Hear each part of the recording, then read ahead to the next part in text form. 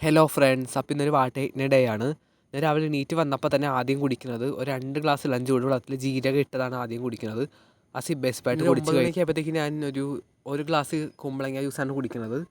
അത് intermediate fasting ചെയ്യണ കൊണ്ട് വേറൊന്നും ആ സമയത്ത് കഴിക്കാൻ പറ്റില്ല. എൻ്റെ ഈറ്റിംഗ് വിൻഡോ 11 മണിക്ക് സ്റ്റാർട്ട് ചെയ്യുള്ളൂ, അതുകൊണ്ടാണ് കുമ്പളങ്ങ ജ്യൂസ് കുടിക്കുന്നത്.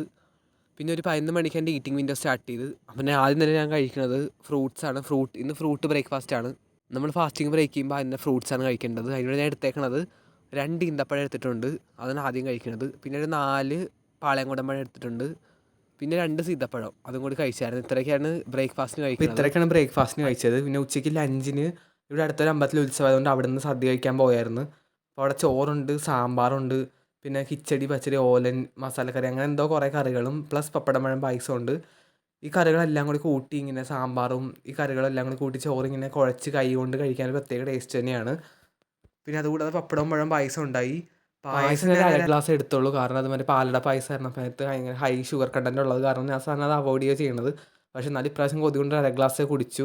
ഇന്ന് ഞാൻ കേട് കുടിക്കുന്നത് ഉച്ച കഴിഞ്ഞാണ്, കാരണം ഫസ്റ്റ് മീലിൽ ഇതായത് കൊണ്ട് ഉച്ച കഴിഞ്ഞാണ് തൈര് കുടിക്കണത്. അത് കുടിച്ചൊരു വൈകുന്നേരം കരിക്കും വെള്ളമാണ് ഒരു ഡ്രിങ്കായിട്ട് കുടിക്കുന്നത്, റീഫ്രഷ്മെൻറ്റ് ഡ്രിങ്കായിട്ട്. കരിക്കും വെള്ളം ഇലക്ട്രോലൈറ്റ് റിച്ച് ആണ്, അപ്പോൾ അതാണ് വൈകുന്നേരം കുടിക്കുന്നത്. എന്നിട്ട് അതിൻ്റെ ടേസ്റ്റൊക്കെ ആസ്വദിച്ച് ഒരു 4 മണിയൊക്കെ ആയപ്പോഴാണ് അത് കുടിച്ചത്. അപ്പോഴത്തേക്കും നമുക്കൊരു പ്രത്യേക ഒരു എനർജിയൊക്കെ കിട്ടി. കരിക്കും വെള്ളം തേങ്ങളൊക്കെ നല്ല ഇലക്ട്രോലൈറ്റ് ഫിൽഡാണ്. പിന്നെ ഒരു 7 മണിയായപ്പോൾ ഡിന്നർ ഞാൻ കഴിച്ച്. ഡിന്നർ ഇപ്പോൾ സിമ്പിളാണ്. ചോറുണ്ട്, പിന്നെ ഒരു വെള്ളരിക്കയും മാങ്ങയും മുരിങ്ങക്കോലും കൂടി ഇട്ടൊരു കറി, ചേമ്പുള്ളി അച്ചാർ, ഇത്രേ ഉള്ളൂ. അതുകൊണ്ട് എനിക്കൊരു ഇൻട്രസ്റ്റ് ഒന്നും ഇല്ലായിരുന്നു കഴിക്കാനായിട്ട്. പക്ഷേ ഇത് കഴിച്ച് കഴിഞ്ഞപ്പോൾ നല്ല ഇതായി, പിന്നെ കഴിക്കാൻ തോന്നി, കാരണം ഈ കറിക്ക് നല്ല ടേസ്റ്റ് ആയിരുന്നു. അപ്പോൾ ഇത്രയൊക്കെയാണ് ഇന്ന് കഴിച്ചേക്കണത്. 7 മണിയായപ്പോൾ എൻ്റെ ഈറ്റിംഗ് വിൻഡോ ക്ലോസ് ചെയ്തു.